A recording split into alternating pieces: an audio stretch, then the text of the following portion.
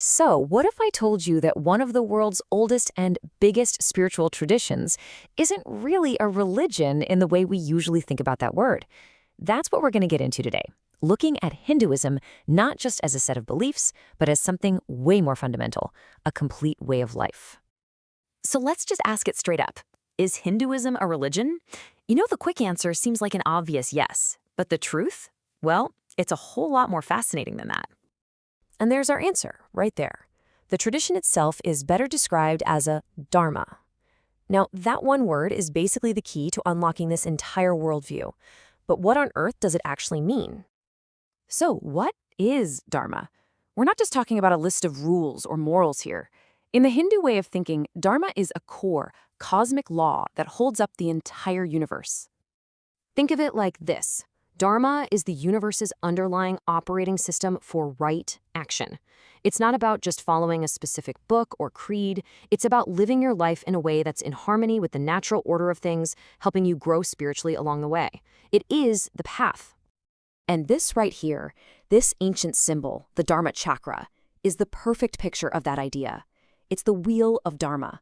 It represents that cosmic order and the never-ending cycles of time and life.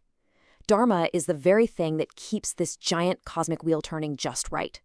And having Dharma as the foundation totally changes the game, even when it comes to the idea of a supreme being. A lot of people hear the word Brahman and think God, but as you can see, they're really different concepts. God often brings to mind a male creator figure, right? But Brahman, that's the ultimate formless, gender-neutral reality that is the source of everything. Okay, so if Dharma is the roadmap, what's the engine that's actually driving us along? Well, this is where another really famous and often misunderstood idea comes into play, the cosmic law of karma. Now, karma isn't about some cosmic being keeping score to punish or reward you. It's way more like a law of physics. Seriously, think of it like Newton's third law, but for everything. Every single thought, emotion, and action you put out there creates a ripple that, sooner or later, is going to come right back to you. And this isn't just about what you did today. The idea stretches across lifetimes. You can think of it like a cosmic balance sheet. First, there's the sum total of all your past karma. Then you've got the specific slice of that karma you're dealing with in this life. And finally, there's the new karma you're creating with every single choice you make right here, right now. So you see where this is going, right? This constant cycle of action and reaction, this engine of creating and resolving karma, is exactly what propels the soul through samsara, that endless cycle of birth, death, and rebirth. And all of this leads to a very different endgame. In many Western faiths, the goal is salvation, being saved from sin. But in Hinduism, the ultimate goal is moksha, which actually means release. It's not about being saved from something. It's about being liberated from the entire cycle of karma and rebirth itself. So how in the world do you achieve that? Well, this brings up something that confuses a lot of people. You hear about so many gods and goddesses. It's easy to just call it polytheistic.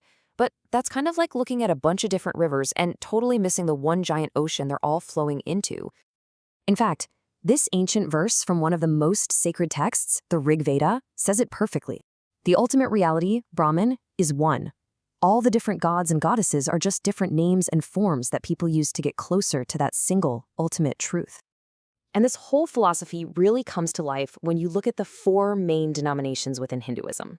You can think of them just like these paths. Each one takes a different route with its own unique scenery, but they're all climbing the very same mountain, heading for the very same peak. So let's quickly break them down. You've got Saivism, focused on god Shiva, which is all about yoga, self-discipline, and philosophy. Then there's Shaktism, which honors the Divine Mother, Shakti, as the ultimate power, often using mantras and yoga. Vaishnavism is the path of pure, heartfelt devotion and surrender to God Vishnu, and his famous avatars like Krishna. And finally, you have Smartism, which is a more philosophical path that lets you choose your form of God to worship. See? 4 different styles for 4 different kinds of people, but all aiming for one goal. Now, I know, dharma, karma, these can feel like really big, abstract ideas. So let's bring it all down to earth with one of Hinduism's most powerful stories, where dharma gets put to the ultimate test in a very real, very human crisis. So here's the scene. Straight from the famous Bhagavad Gita. We see the great warrior prince, Arjuna, on his chariot, ready for the battle of a lifetime. And his charioteer? Well, that's Lord Krishna himself, an incarnation of Vishnu, who's there to be his divine guide. But just as the battle is about to start, Arjuna looks across the field and his heart just sinks. He sees that the army he's supposed to fight is filled with his own cousins, his respected elders, and the teachers he loves. He's absolutely crushed by despair and starts to question his most fundamental duty, his dharma. I mean, can you imagine that choice? It's impossible.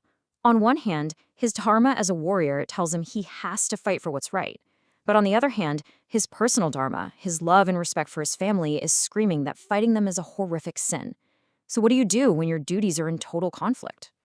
And this is where Krishna gives him this incredibly profound advice.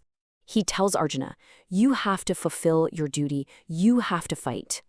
But, and this is the key, do it without being attached to the outcome. Act not for yourself, not for glory, but as a selfless offering to the divine. And that, right there, is the heart of Karma Yoga, the path of selfless action. So that brings us full circle, back to the ultimate purpose of it all. We've talked about dharma, karma, all these different paths, but where is this long, long journey of the soul actually heading? It all leads to this single point, moksha, the final liberation. This is it.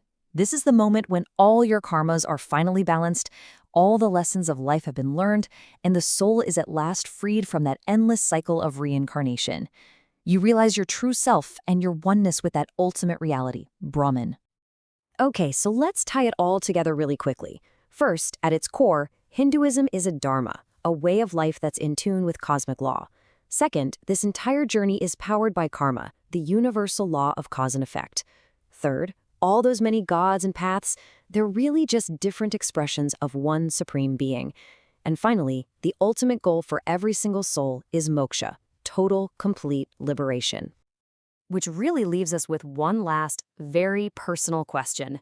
If the entire universe is built around this idea of a right path, a dharma that supports everything, it makes you wonder, doesn't it? What's yours?